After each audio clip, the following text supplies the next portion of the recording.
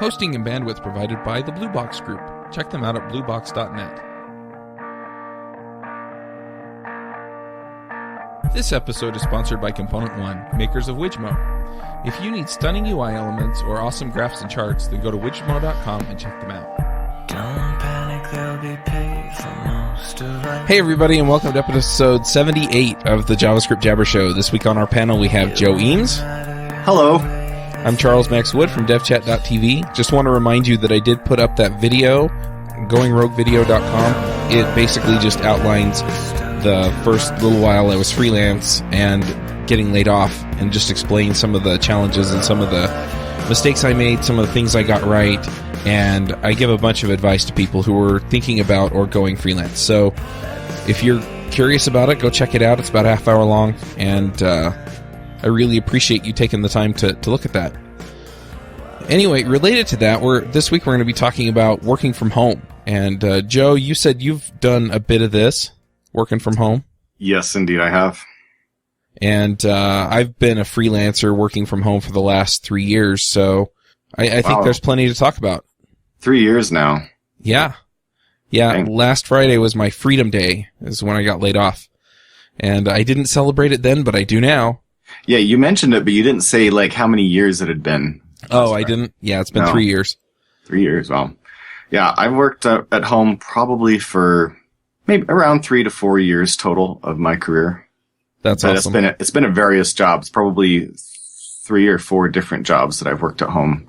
And then there's certainly been some jobs where I've worked at home part of the time. Gotcha. Yeah, I worked, the last full-time job I had, I did some work from home. But, yeah, now it's full-time. It's really nice. I really like it. But, yeah, it does get tricky sometimes. So. Yeah, definitely. So I think my first question for you, Chuck, is about your office and how you arrange your office and your workspace, and what do you do there? My office is one of the bedrooms in my house. We are actually looking at building out. We've got what we call the random wall downstairs, and basically it separates one living area from another.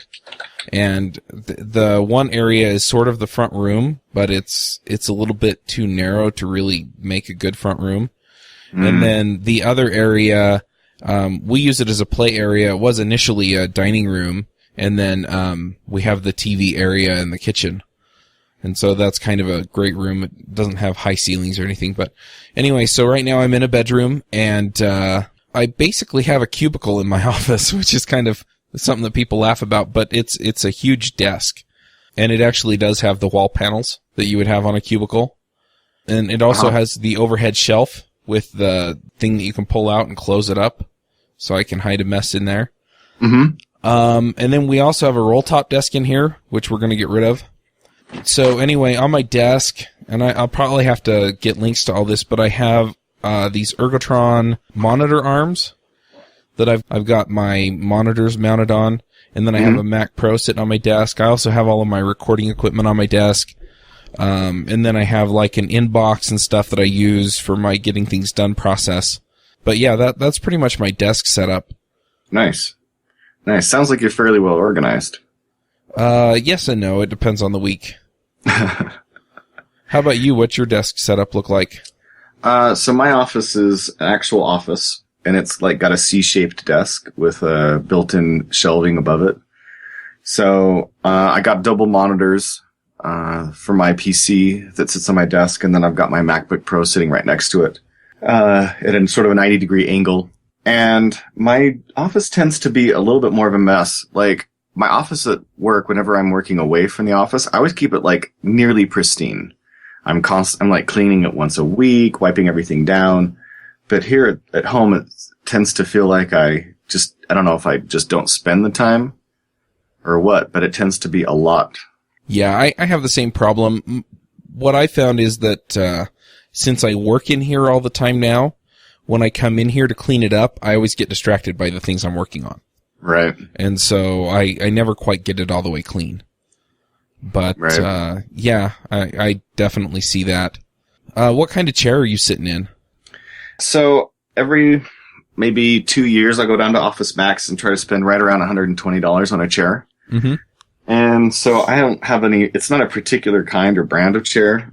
If I probably got underneath it, I'd probably see, but I just look for one that's got good ergonomic controls, but still sits in like the $120 range. Yeah, my chair is the Herman Miller Aeron. Mm-hmm. And I got it off of Amazon. I also got the headrest for it. But the Aeron costs in the neighborhood of $900. Oh, what'd you spend on it? About $900. But it comes with like a 20-year warranty. Mm-hmm. And if anything happens to it within the first 12 years, they'll just replace the chair if they can't send somebody out to fix it. And they will send somebody out to fix it as part of the deal.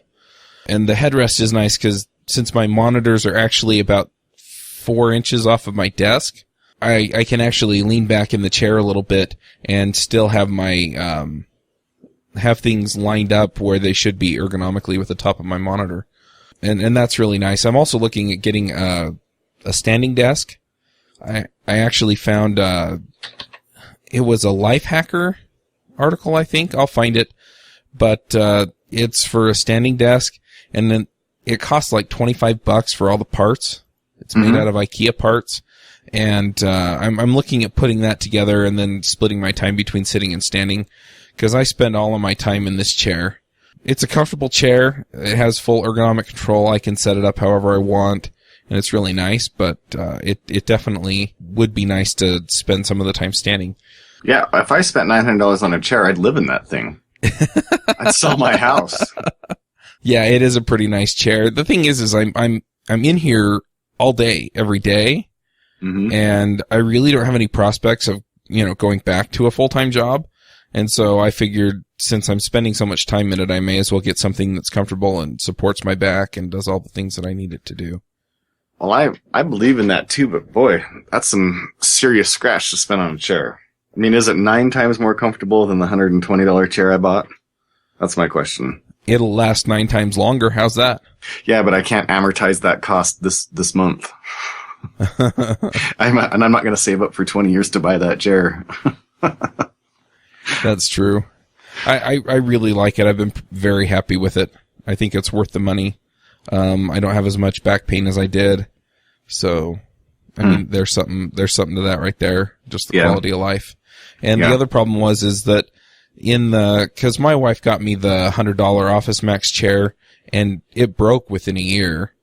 And that was one issue. The other issue that I had with it was that, and I don't know if it's the way that I sat in it or what, but sometimes it have circulation issues with my legs. And I haven't had that with this chair, so. Oh, well, that's nice. That's totally worth the money. If you're having those kinds of issues. Yeah. That's for sure. It was just when I was sitting in that chair, and I don't know what it was or why. The other issue I had with it was that it would creak, and so when I'd move around while recording a podcast, go, Yeah, that doesn't work. So, there was definitely that issue as well. But. Yeah, that doesn't work at all. You can hear my door. My door creaks. Uh-huh. And so I got that going on for noise in my office. Other than that, my office, this chair is actually quiet, but since I'm recording all the time as an author, I'm just doing video courses. So yeah, noise makes a big difference to me and is really important. Yeah. Yeah, it's the same here. And I'm going to start building courses, not for Pluralsight, just for my own listeners. But yeah, it does make a difference. Is there going to be a discount code for panelists on the podcasts for those? For those lessons, probably. Yeah. All right. Yeah, we'll see how it all works out. I'm still working out some of the details.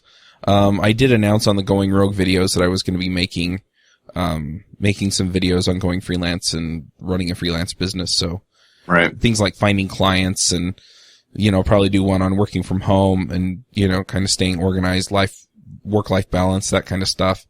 Right. Yeah. So what about office mates? Does she do any work in your office? Only when she needs to print something. Okay. So that's not really been an issue. I have thought about taking on an intern or somebody, but yeah, I don't know. I think it'd be weird to have them come work at my house. Right. Well, I have an office mate. My wife, she's a coordinator. She places exchange students, and so she does a lot of office work, phone calls and emails and that sort of stuff. So I actually have an office mate. So dealing with that's definitely sometimes a challenge to try to figure out how we can coordinate, especially since I'm recording sometimes, so I need to be quiet, and sometimes it's just like white noise. Although I just tend to throw on my headphones while I work anyway, which I would do whether I was in a crowded office or not. Do you listen to music while you're working? It's kind of funny. Most of the time I actually listen to podcasts, and I've had several people go, "Why, you listen to podcasts while you program?" And yes, I do. I really enjoy podcasts, and I can usually pick up what I want out of them while I listen to them. So anyway, that's what I do. If I really just need to get into the groove and don't want to be distracted by anything, then I'll turn off the podcast and turn on some music. And I've got a bunch of classical music. I've got some country music and some techno music, and it just depends on what I'm in the mood for. Right. Yeah, I remember us talking about that, the fact that you're really weird because you listen to podcasts. Mm-hmm. So, but I listen to music. I actually have one other piece in my office that I think is definitely noteworthy. Uh-huh. And that's my Chihuahua. Okay. He sits on my lap for the majority of the time while I'm working. Oh, really? Yeah. Yep. He's a tiny little dog, and he's just a really spoiled brat. So if I'm in here working and he knows it, he'll come down and just demand to be let up on my lap. That's funny. Yeah, it's pretty funny. So he sits here probably 80% of the time that I work. Yeah. I've also got a little footrest under my desk, so I put my feet up on that. And by a footrest, I mean like a full height ottoman. Right. Oh, okay. I had a workmate who actually bought a footrest online. He bought it off Amazon. It was like $60 or something. And it looked like a cylinder that was cut in half. Huh. And it was like made out of foam, and had these rubberized grips on it and stuff. So he had a real footrest. I actually have a footrest too. I just bought a little cheap plastic, basically step that you might use it's only like 6 inches high or 8 inches high. Uh-huh. Over, I think, Walmart. Just a little plastic, kind of a stepping stool type of thing. Yeah. And so I use that for a footrest. Yeah, that makes sense. The one I have, it collapses. It's faux leather. It's actually kind of really dirty because I wear sandals or shoes because my feet get cold in here. And so I put my feet with my shoes up on it and stuff, but it's been really nice, and I can actually hide stuff in it. So, well, that's good. Yeah, and those things, I think, having a comfortable position. Obviously, this is the same whether you're working in an office away from home or working in an office at home. And when you're working at home, there's nobody buying this stuff for you, right? Right. So it's important to do things. And so I guess between you and I, we can cover the range. I'm doing everything on a budget.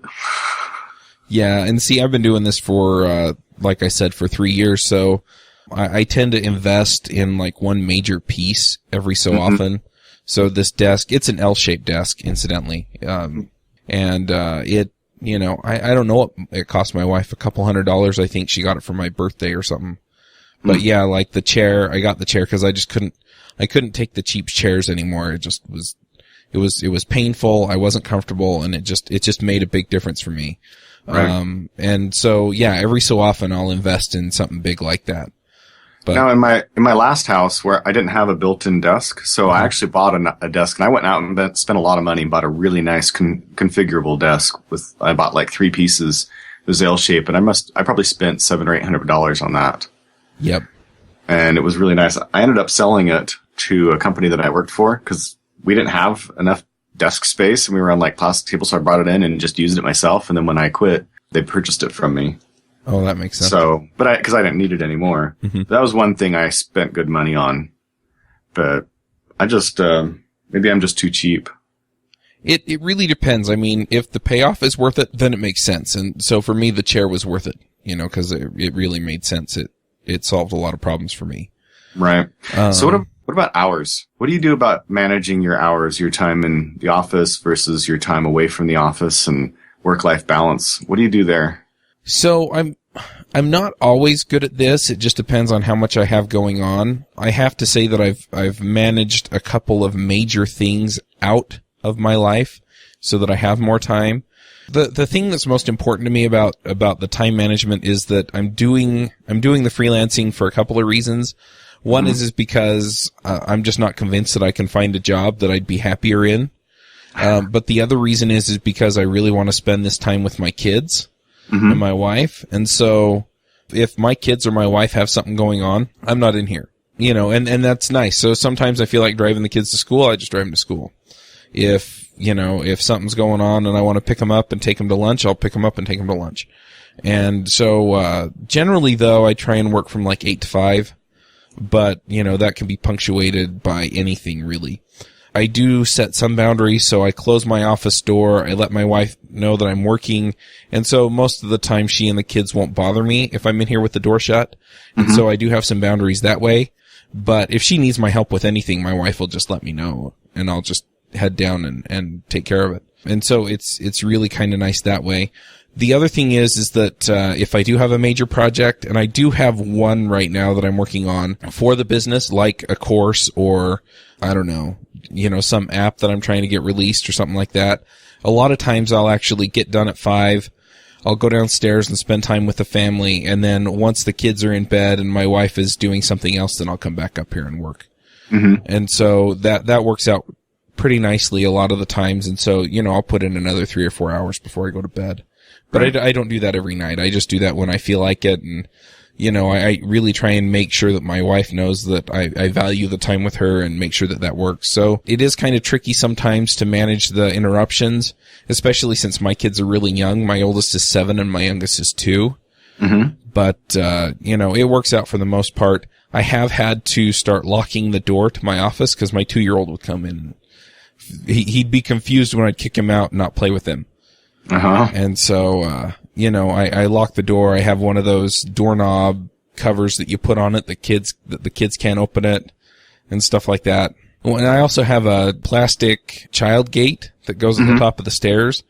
And so whenever I'm recording now, my wife says, "Don't forget to put up the gate." And it's so that the kids don't come up here and start yelling and screaming because you can hear them in the next room. Right. So that's kind of the way that I manage that. I try and get about 20 to 25 billable hours in every week with my clients. And then obviously I have the podcasts and then any other projects I'm working on. Mm-hmm. So hours and work-life balance, that's kind of how I manage that. Right. How about for you?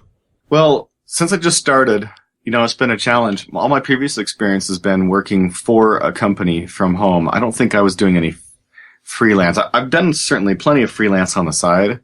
And that would be, I'd come home from work, have some freelance job. And so whenever, like you said, kids are in bed, wife was busy, I'd come down and spend an hour to 3 hours doing some work, freelance. And that was pretty easy to manage and not have it become overwhelming. Occasionally there'd be some freelance work that I would start occupying me and I'd have troubles drawing the lines.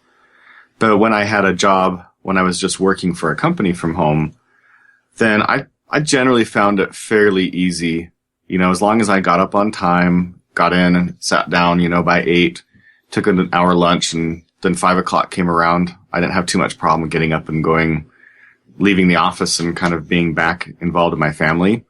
Mm-hmm. Usually at the same time, I was probably doing side work, so I'd still end up in the evenings coming back downstairs and doing something else, right? But it was pretty nice to be able to say, oh, go have lunch with one of my kids in the middle of the day. Or if I needed to go run an errand for my family, I could do that and then just, take that time and tag it back on. I didn't have too many problems with that. Being an author is a little bit different. Now I'm having a harder time cutting off my hours on time and then spending time with my family. So still trying to figure that part out, because being an author, it's all piece rate. I only get paid for what I get done. Whereas when you're an employee, if you're sitting at your desk for 8 hours and doing work type stuff, then you get paid, even if you're not, you have one unproductive day, you still get paid the same as a day that you're very productive, right?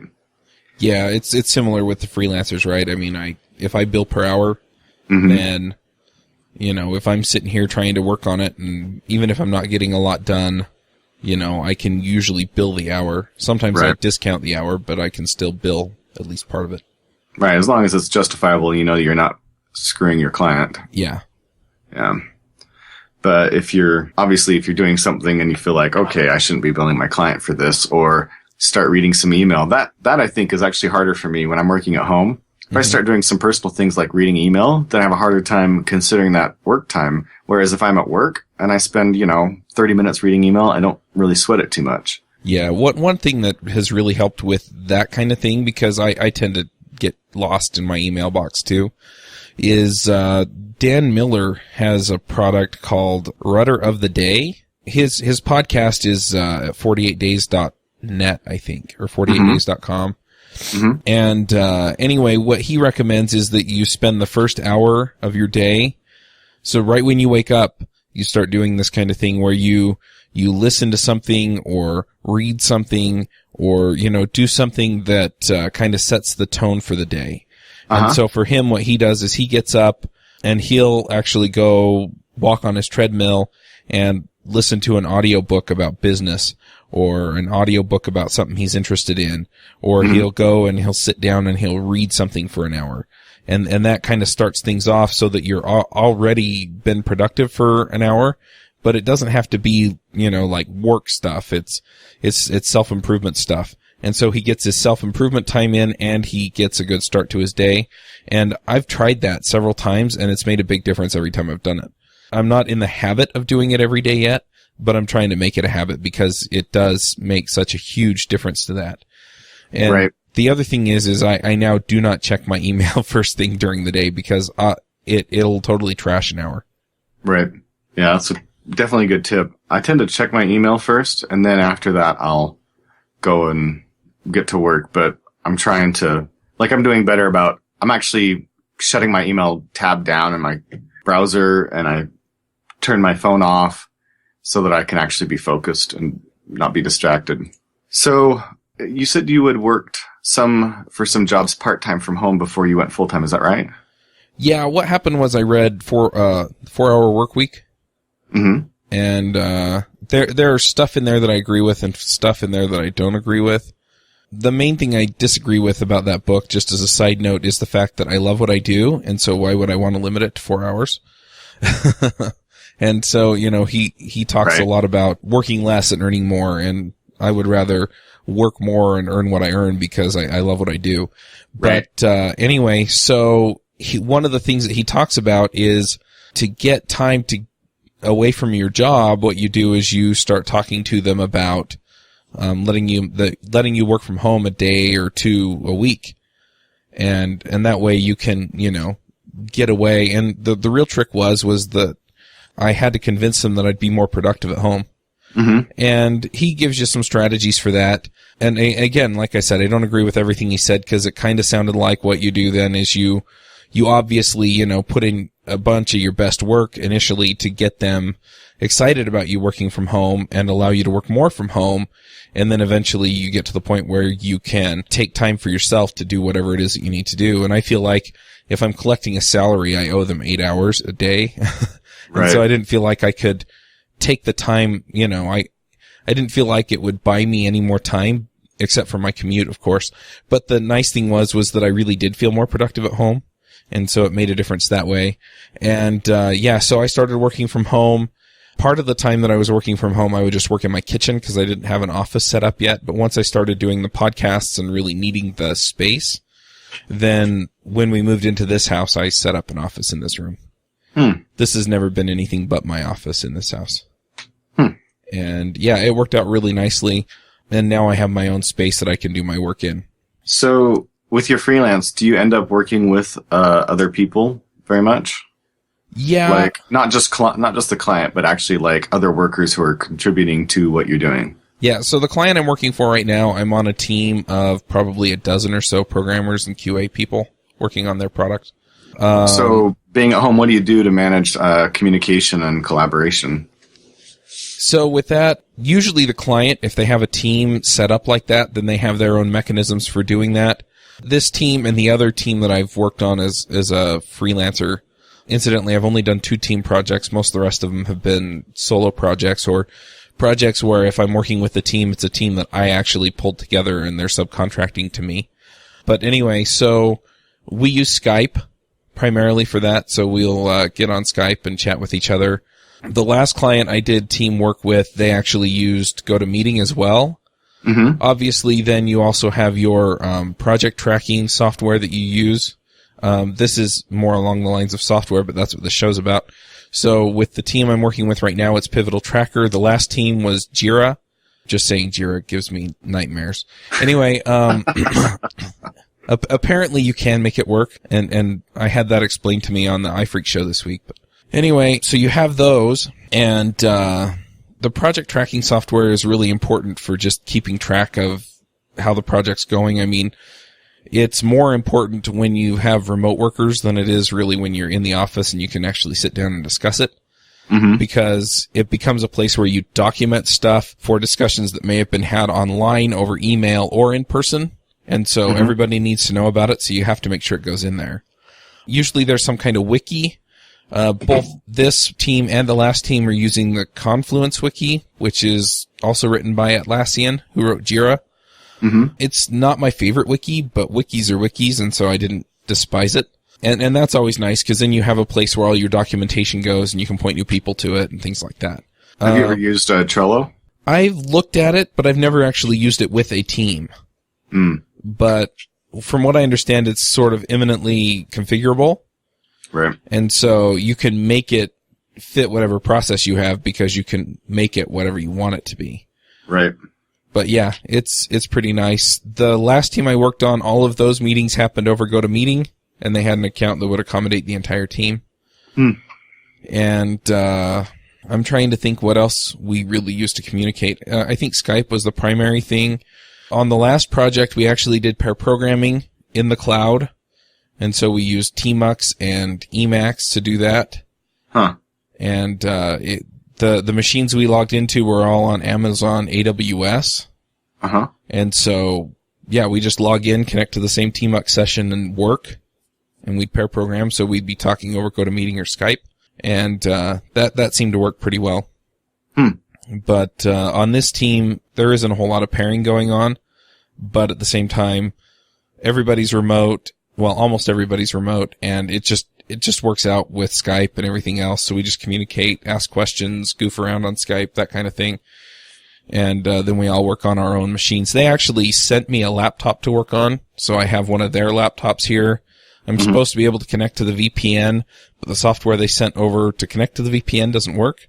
So I'm still working that out. I haven't actually been able to get on their Confluence wiki yet, for example. But and so those are some of the issues you run into, because you're not in the office where somebody can just, you take your laptop over to them and they fix it. Right. I think those are all or most of the communication channels that I've used. Gotcha. I've done a fair amount of remote pairing, and I use various programs for that. My favorite by far has been TeamViewer. That has been, of all the ones, I probably used 4 different ones, and of all of them that I've used, maybe even 5 or 6, but of all of them, TeamViewer's definitely been my favorite. And then just making a Skype call. So I've done a fair amount of remote pairing where I had one job for about 8 months. Me and another developer, we paired 6 hours a day remotely. He was in Idaho, I was in Utah. And so of all of them, I've definitely found that TeamViewer is my favorite. And it's free, which is really nice, for personal use. I was going to say, it's free for personal use. The only reason I haven't used it is because most of the pairing I do is either for a client or for coaching. Right. And since both of those are commercial applications of the product, I don't want to violate their terms of use. So. Right. Yeah, good point. I've used some paid products in the past. When I was working with that guy, we used a different product. I don't remember what it was. But since then, I've discovered TeamViewer. So whenever I get on with like a friend to help them out with something, I've used TeamViewer, and it's just always been awesome. Really enjoyed it. So I'd say that and Trello has been really cool. We've used Trello at a couple of places, and so I've used a little bit. I've really liked Trello as well for coordination. But, on the other hand, I've done some projects where the communication was just Excel spreadsheets or Google Docs. And as long as you find a process that works for you, you really don't need to have some overly complex tool. Yeah, I've used some of the other tools, like I can't even think of them anymore, but there are some of the more popular agile project tracking software out there, and they're these huge projects. Well, Jira is an example of that. So there are a billion moving pieces. And, I guess you can configure it to act the way you want, but because there's so much going on in it, it's hard to use. Mm-hmm. And so version 1 is another one where it's just, you look at the screen and you're immediately overwhelmed. And so that's one thing I like about Trello, Pivotal Tracker, I've been using Redmine, and Redmine does a bunch of stuff, but it's all nicely siloed within the app, so that if you're dealing with your projects, you deal with your projects and your issues related to that. If you're dealing with users in the system, you're in a completely different part, and it's all pretty simple. And I've been using Redmine for my own projects, and with the guys that are working for me, and I'm super happy with it. So. And it's written in Rails, and I've actually done some work supporting it. So that's another just nice thing about it, is that I can go in and hack on it if I need to. Awesome. So overall, would you say that you find that you're more productive at home than you were in an office?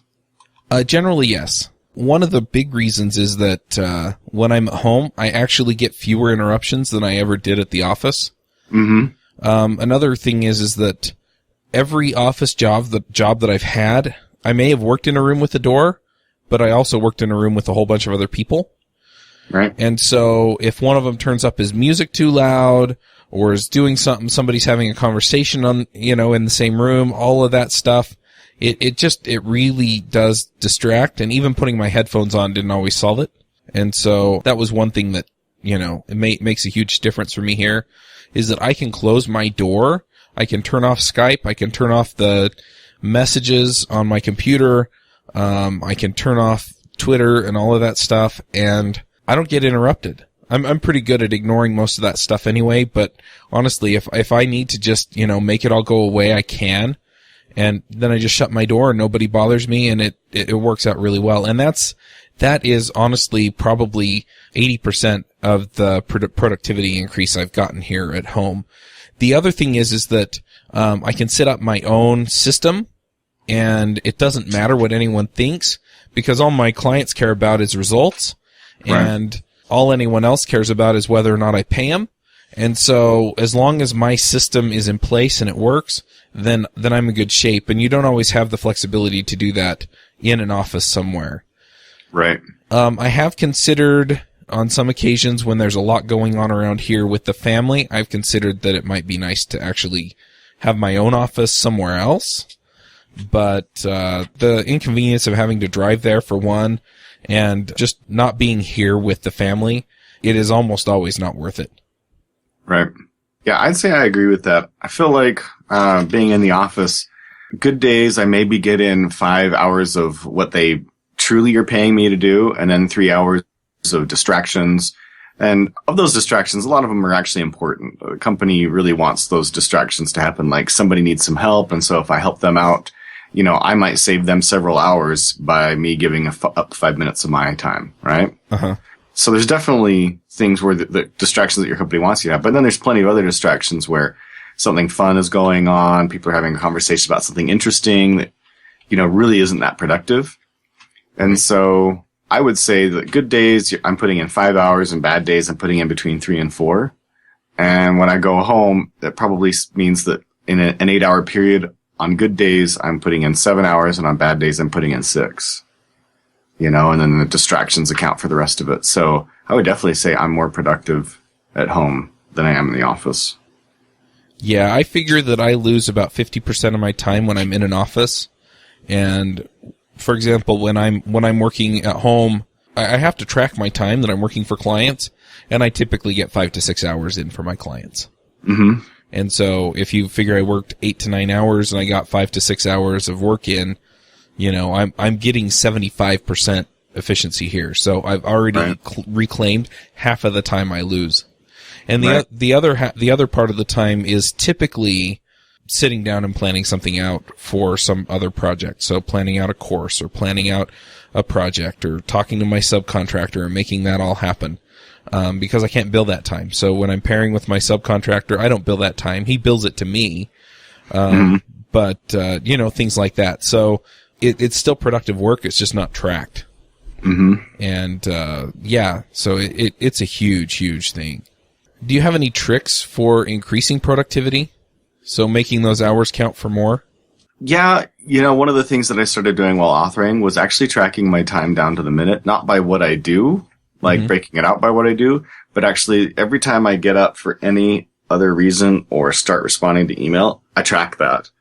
And whether or not that's using a timer or just writing down the times, I track that, and it's been really eye-opening to me as to how, in an 8-hour period, how hard it is to actually put in 8 hours. Like, it's impossible to put in 8 hours.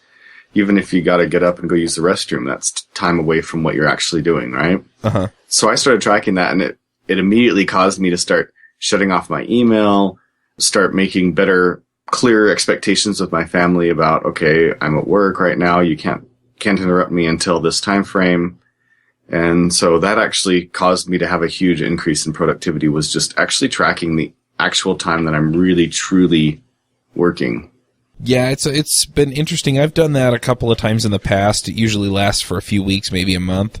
And it's always interesting. Two things happen for me. One is that I see that and I see where I can improve, and so I start to improve. But the other thing I found is that just tracking that time and realizing that I'm not getting as much in as I wanted, it tends to cause an uptick almost immediately when I start tracking it. Right. Yeah.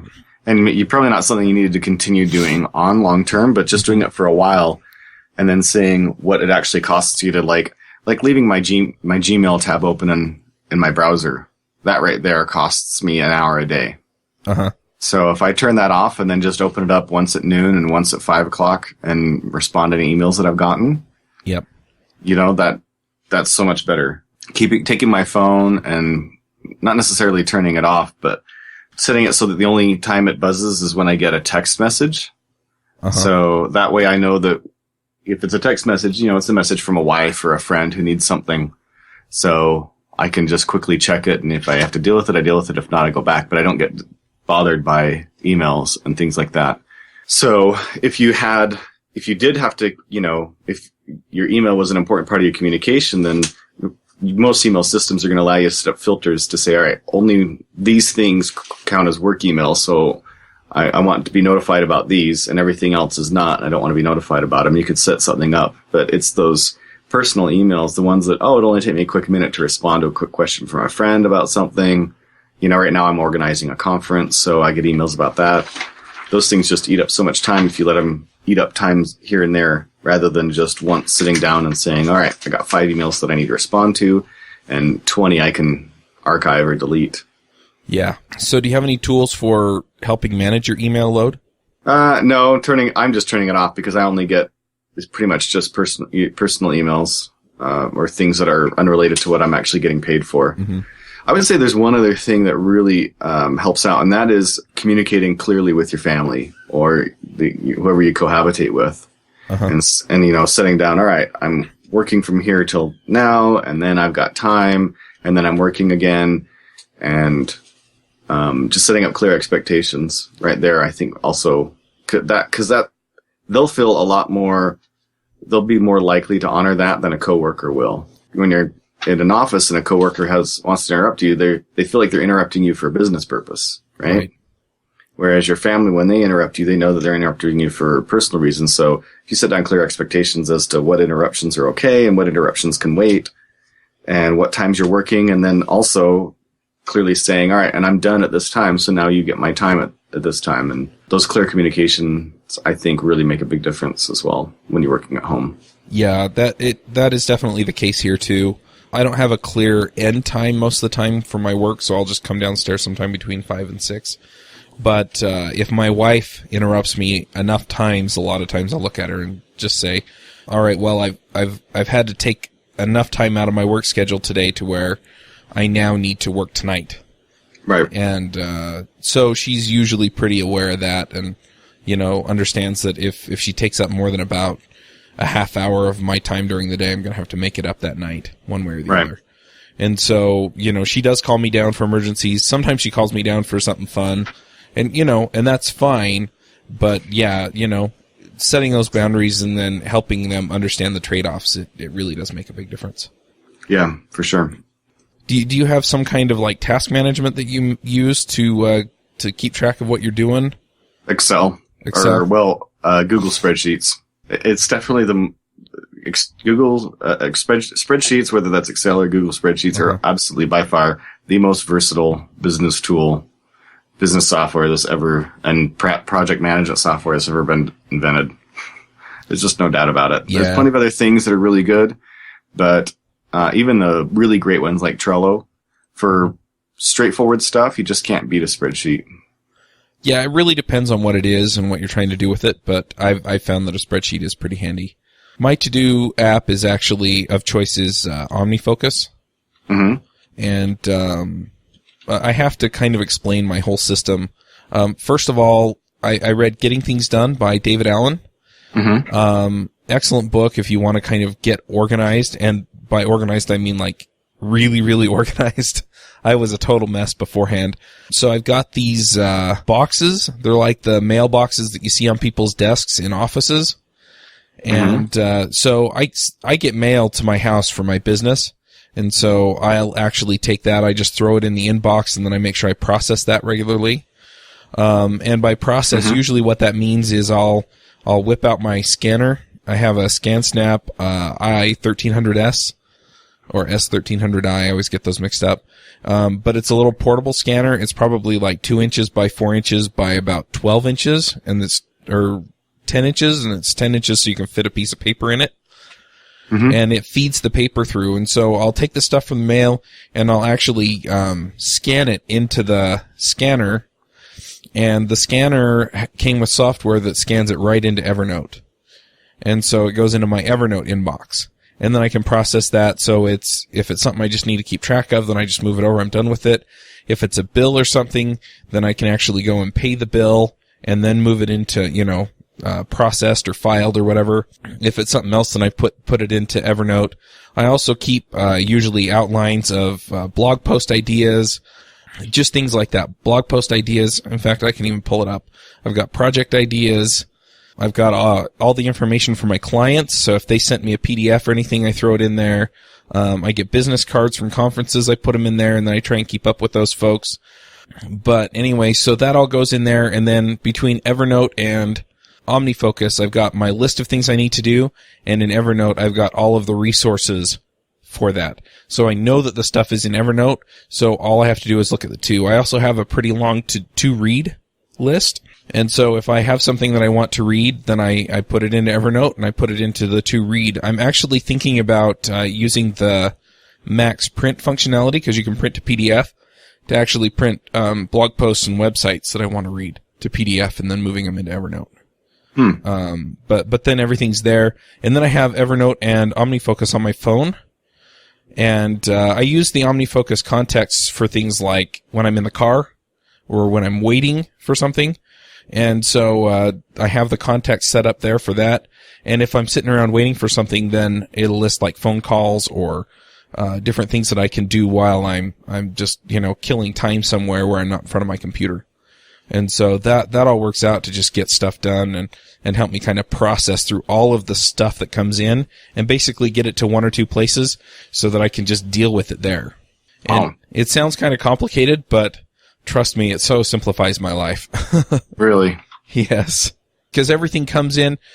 So everything comes in from all these different places. The only other part of my inbox and processing system is my email, because obviously I have to handle that differently. But again, I've got an inbox, and then it just manages all that. I use SaneBox, and so it filters out a lot of the stuff that I don't need to pay attention to, and I can just deal with the rest of it. So, But anyway, so I've kind of got this process. If you're interested in getting things done, we actually did a book club book on getting things done with David Allen, and you can check that out on the Freelancer Show. I'll put a link to that too. Awesome. I'm trying to look around at what else I have in here. I have my podcasting set up, but I did a video on that. And so if people want to see what I'm using, I'll put a link to that too. I've got an HP OfficeJet printer in here. I've got all my books in here. I tend to prefer ebooks these days. Just put them on my Kindle. And if I get a new ebook on my computer as opposed to through the Amazon way of getting them, then I put them into Dropbox. And then I use a program called Hazel, and it actually processes all the stuff. And so it puts the ebooks onto my Kindle when it's plugged in and stuff like that. You really got it well organized. That's one thing that I've really found about working from home and running a business is that if you can make a lot of this stuff into systems, then you don't even have to think about it. And that's usually one of the major hang-ups is I got this bill. What do I do? Do I pay it now? Do I have time to pay it now? Do I pay it later? Blah, blah, blah. Well, instead, I got this bill. I'm going to toss it in the inbox. And then when I get around to processing the inbox, then I go through it. And it's a no-brainer. I got a bill. I'm going to scan it into my computer and put it into my to-do list. And then when I have a few minutes, then I pay it. And so stuff like that. You just have a system. So, you review your to-dos every week. And it's like, oh, well, that would just take me a couple of minutes to take care of, so I'm just going to do it now. And then you pay the bill. Right. Or I need to schedule some time. So then part of the process is I need to schedule a time to do this. So I go look at my calendar and I put a time into my calendar and make an appointment to do it. Right. So there's a lot there. A lot of it came out of getting things done. I can't recommend that book highly enough, but yeah, definitely worth looking at. So very cool. Yeah. So I'm trying to figure out what kind of, computing equipment do you have in your office? Well, I got a PC and a MacBook Pro is primarily what I use. So, and I do most of my authoring on the PC, and then the MacBook Pro I use just for demos, for when I'm out and about, when I'm speaking, that sort of stuff. Uh-huh. So not much, but everything that I need to get my job done. Right. What kind of networking equipment do you have? I've got, it's a pretty nice wireless router. I spent like $90 on it or something like that. Although my PC is hardwired in. So I do use it has like a 4-port, switch on it as well. And then I'm with, the cable company for internet because they have a lot more bandwidth and a really low latency. Mm-hmm. Yeah, I have airport. I think it's the Airport Express, and yeah, it's like an $80 router. The thing is I found that if you get like the $20, $30, $40 router, they just after about 6 months to a year, they're just I don't know what changes, but they just don't have the same quality of throughput and what have you. Right. And so I tend to go with that. The nice thing about the Airport Express is that it has a couple of USB hubs on it, or USB ports on it. Mm-hmm. So I have a hard drive plugged into it, and my printer could plug into it if it didn't connect to it wirelessly. Mm-hmm. And so that is a super nice thing for me, is that, then I can just store things up on my hard drive on the network. That's awesome. That's a really nice wireless hub. I'd like that capability to be able to throw a remote hard drive into my wireless device and get a network drive that way. Yep. And then I have a Mac Pro, like the big cheese grater one. I actually bought that from my previous employer. And I also got, I've got these 21-inch monitors that are up on the Ergotrons that I told you about already. And Mm-hmm. then I have a Mac Mini sitting on top of that I use for business stuff, and I'm going to move all of my telecommunications over to that. So these Skype calls will start coming through that. And then all of the communication I do with my clients and stuff will also go through that. And then I can do all my computing on this machine. Mm-hmm. And, anyway, just being able to customize my setup to my own needs and not have to go and beg budget off of my boss. I have to say that's a pretty nice thing too. Are there any other aspects? Do you have plants in your office or anything? I've got some house plants here.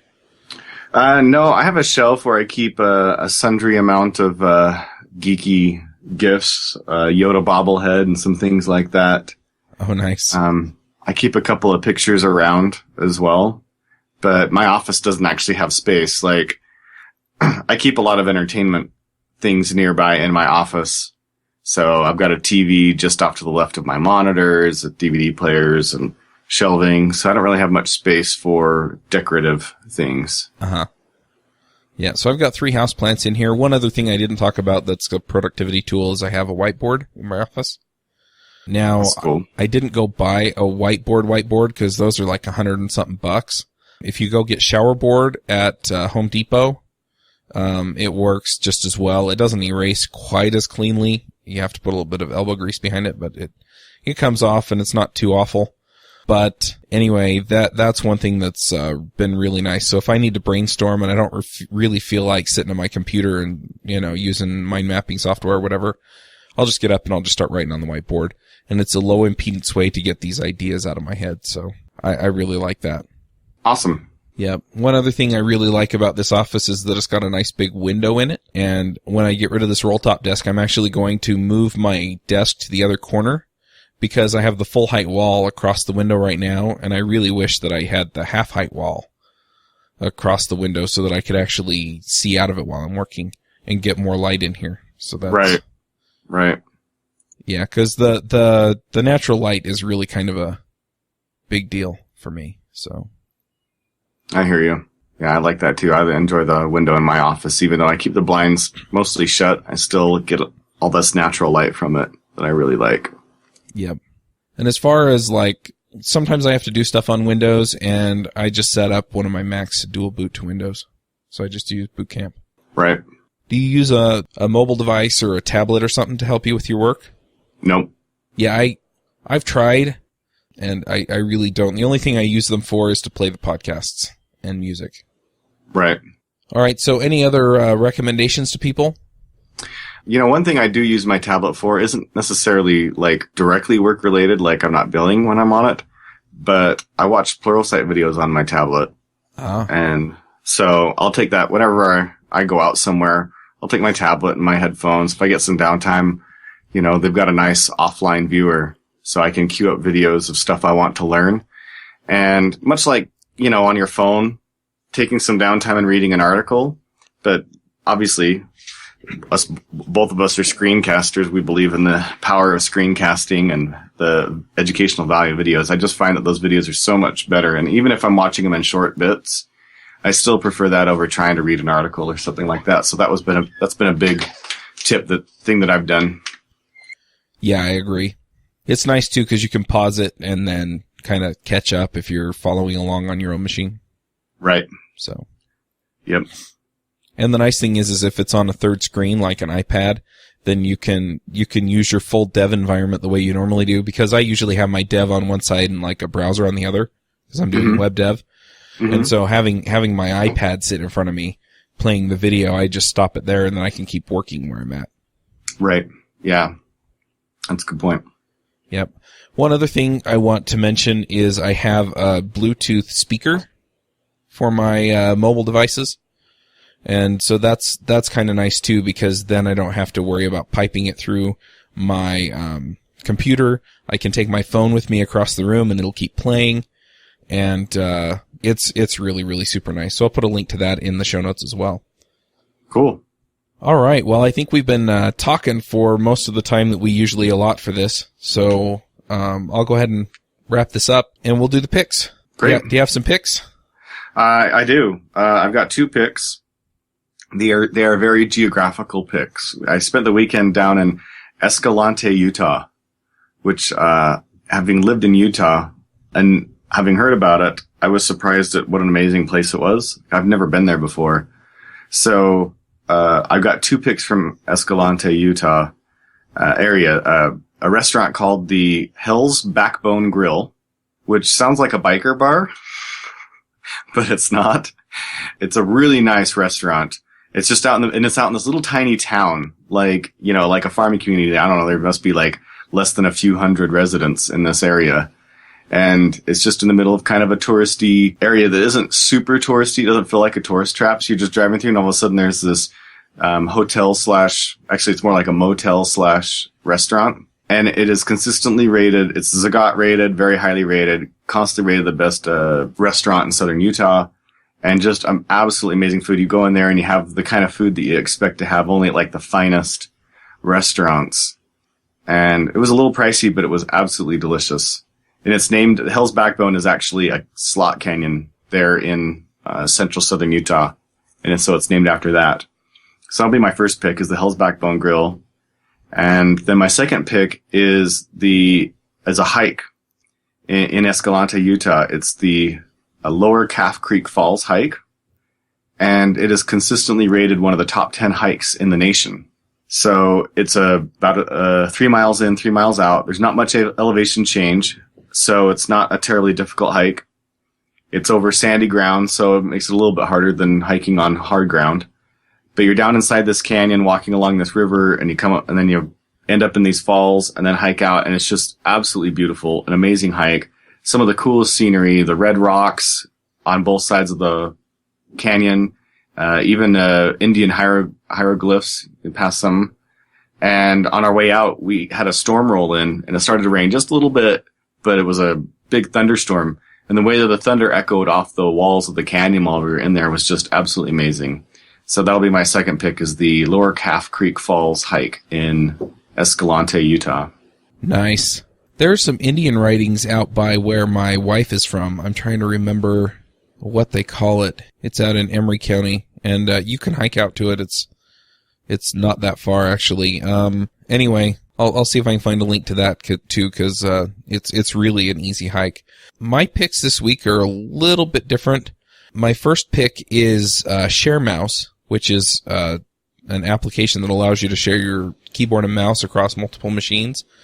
I used Teleport for a while, which is Mac only, and it worked for a while, and then for some reason it quit working, and I just didn't have the time or inclination to figure out why. I tried a few things and they didn't work, so I just gave up. Started using Synergy, which I'd used in the past. Synergy is open source and it's free, and it'll allow you to connect to PCs or Macs. And for some reason it quit working too. Share Mouse works between them. You do have to pay for it, but it's been awesome, and I've really liked it. So if you're looking at sharing keyboard and mouse, then Share Mouse is a cool way to go. Another pick that I have, I've been reading these books. I've actually been listening to these books. My wife bought the audiobooks. She goes to a book club just with the local neighborhood, and they talk about, different fiction books. And most of these books really aren't books that I'm interested in, but she told me that I'd really like these books, and it turned out she was right. They are the Michael Vey books by Richard Paul Evans. And Michael Vey and a bunch of other teenagers, turns out that they have these powers that center around electricity, and so they can all do different things with electricity. And so it's this adventure that they go through with the corporation that's trying to find them and stuff. Anyway, really, really fun books. I'm listening to the third one right now, which is the latest. It's not going to be the last, because my wife told me that apparently it doesn't resolve all of the plot points.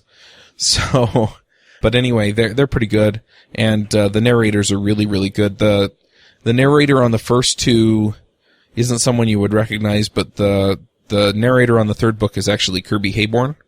Mm-hmm. So, and he's been in a few movies and stuff. So, anyway, fun books, and I highly recommend them. And yeah, the rest of my picks are all the stuff we talked about in the show. So go ahead and check those out. And yeah, we'll wrap this up. I do want to mention that we just picked up a silver sponsor, and they get mentioned at the end of the show. And our silver sponsor is Reg Braithwaite, and he is sponsoring JavaScript Allongé. So if you haven't listened to that episode, go check it out. And you can also go and buy his book, which is a terrific book. Yeah, absolutely amazing book. That was such a great book. And with that, we'll wrap up. We'll catch you all next week.